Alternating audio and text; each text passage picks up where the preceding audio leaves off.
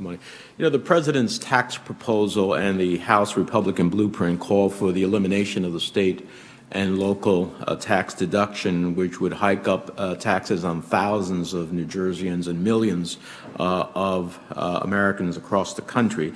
And the purpose of the deduction is to save families from double taxation by the state and federal government.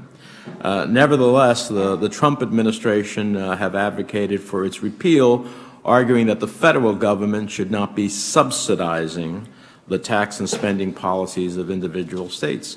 Now, I find it hard to understand, and I want to ask Mr. Talisman, I think you had a little bit of a dialogue on this before, but if one believes that, do you believe that it's fair to force individuals and families to face double taxation while large multinational corporations are able to avoid such treatment? Well, as I said before, I think that the state and local tax deduction is about double taxation as well as about ability to pay and notions of federalism. I think that the foreign tax credit is about double taxation as well. It is not listed as a tax expenditure. The state and local tax deduction is. I think if we eliminate the state and local tax deduction, we have to be worried about some collateral consequences. Obviously, our state governments, we're putting more pressure on them to fund infrastructure and education. And those issues obviously would suffer if we were to remove the state and local tax deduction. So I think it actually could be treated as an unfunded mandate, except that it's not on the spending side, it's on the tax side. So, yes, Senator, I'm concerned about it and appreciate the question. If one believes that the state and local tax deduction subsidizes, quote unquote, progressive states, it seems to follow that the foreign tax credit subsidizes European socialism with American tax dollars. I don't think that's a far stretch.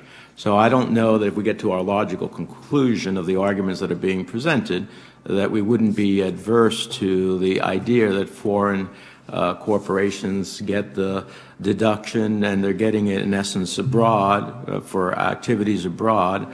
That ultimately, you know, I think some of my Republican friends would find far more objectionable than what state and local municipalities are doing. Let me ask you this. Do you believe that the President should sign a tax reform bill that raises taxes on almost a quarter of all middle-class families? And I'd open that to anybody. Senator Menendez, I think that if that was all it did, then probably no. But you have to look at the totality of what the entire bill does. Well, in my focus on this committee, part of what I want to do is help middle-class families afford a home and education and retirement. And while on the campaign trail, the President promised to cut taxes on the middle class, what we see under his plan, at least the schematic that we have, is that the top 1% of millionaires and billionaires would receive nearly half of all the tax cuts, getting an average of $175,000 back, while almost a quarter of middle-class families would actually see a tax increase. I don't know that that's tax equity at the end of the day. I don't know how you help middle-class families in that context. Let me ask you this. Is it fair to say that doing tax reform under regular order is more preferable than reconciliation because of all the policy restrictions that come with reconciliation? For anyone who wants to answer that question, can you elaborate on the weakness of doing tax reform through reconciliation? Well, I think reconciliation, first you need a budget resolution, which obviously is somewhat difficult to get, as we saw with health care reform.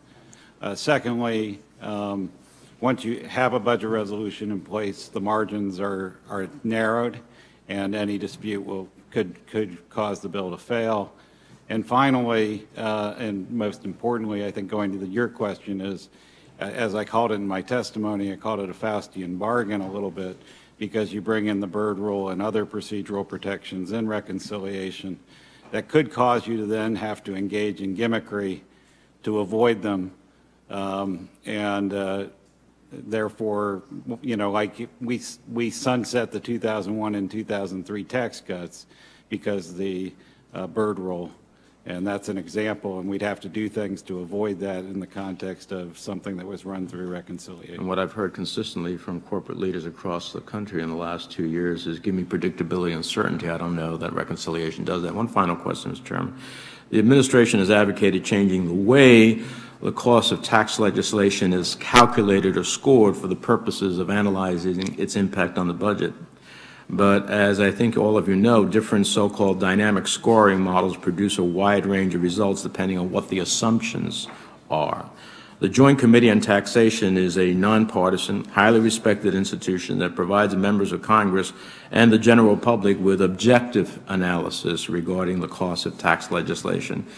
Do you agree that Congress and the administration should continue to use and respect the nonpartisan Joint Committee on Taxation as the ultimate arbitrator on the cost and impact of tax reform legislation? Mr. Mazur?